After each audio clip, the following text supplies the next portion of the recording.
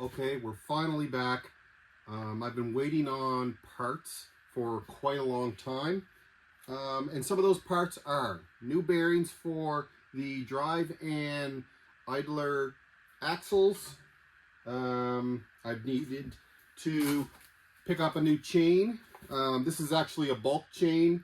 I did some measuring of the old drive chain, which had rusted and seized up and broken too, and did all the proper measurements of the plate thicknesses and any spacing between the rollers, and then all those different measurements.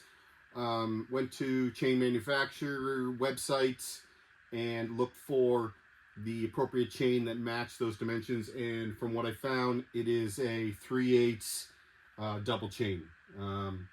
So, without buying a specific chain for this, I picked up 10 feet of 3/8 double chain with the master link for $60. You know, maybe that's a lot, but in my opinion, I think that's a valuable thing. I suppose I could screw up a few times, but also I could replace it another time later down in its life if I keep this thing. So Maple Ace, they are Canadian. I'm not sure if they do the manufacturing here in Canada. It seems that it's designed and quality assured in Canada.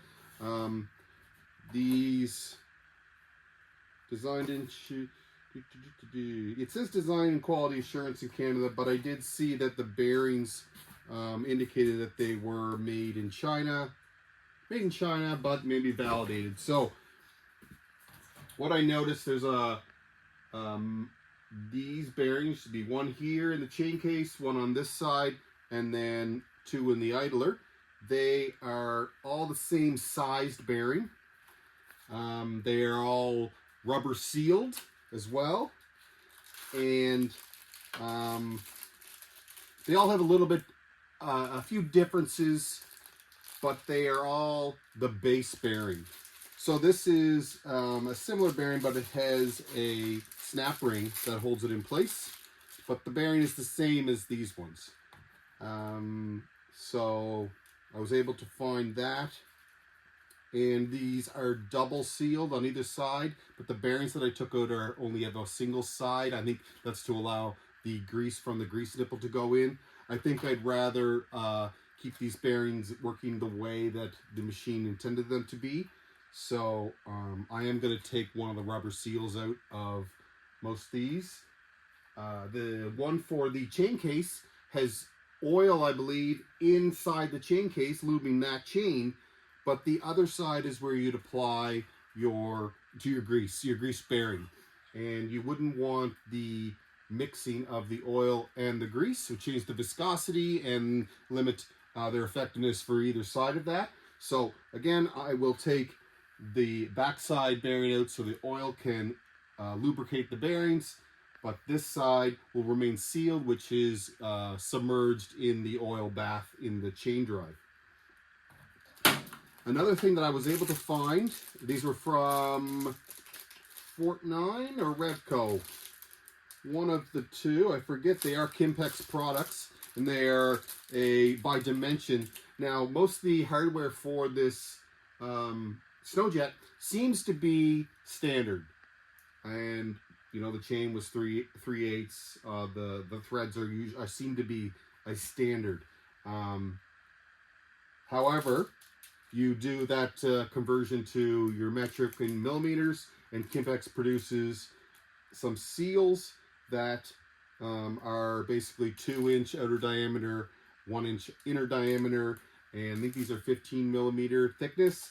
If you take one of the old seals, they are nearly exactly the same. I could say they're exactly the same, and they even include the ridge around the outer seal that goes into a slot in that bearing housing to keep that seal in place. So whether it's intended to be a perfect match or it's just a common seal, I found these as well. These are like $11 a piece. The big bearing was $22. the big bearing, the bearing with the snap ring, and there's other bearings. These were, I think they were $30 for 4, something like that. I'm pretty happy with that pricing. Another thing that I needed to do was replace the O-ring between the secondary clutch and the chain case housing there, and it is a 4mm O-ring. I didn't really do much research on the O-ring to see if it was available, and I did find it easier just to buy some bulk 4mm O-ring and use super glue to glue that to the right size. Now, similarly, the chain drive, the case has a very thick O-ring. Actually, it's a square, but gasket, I guess. And it's deep, and it's about 6mm. So, in a similar fashion, I ordered a 6mm by 6mm square gasket material that I think it's a meter. So there is basically one cut, and that's it.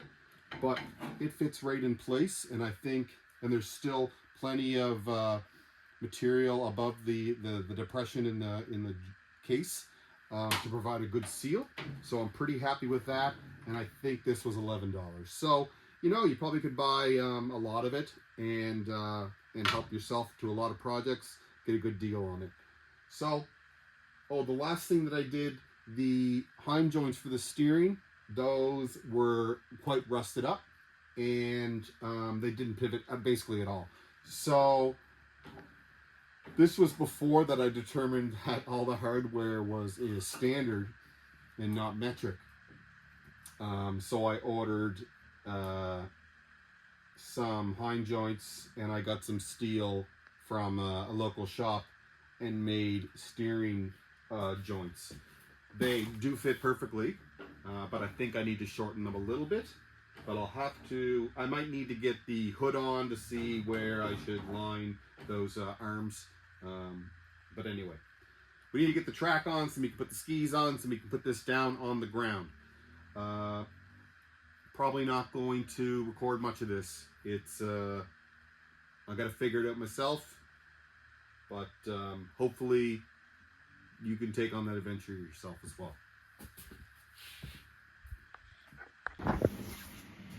So it's been a long time. There's been a lot going on. Building a house, selling my own house. So not a lot has been done. However, I have a lot of stuff installed. I built these, the steering linkage. I fitted the large engine, the J-Lo, in there, and just working on the alignment of those clutches. I had to unbolt it from the previous mounting locations, but I just wanted to see how it fit, and luckily these heavy plates still sit on the stock. So I just got to mark the new engine plate bolts to those cross members.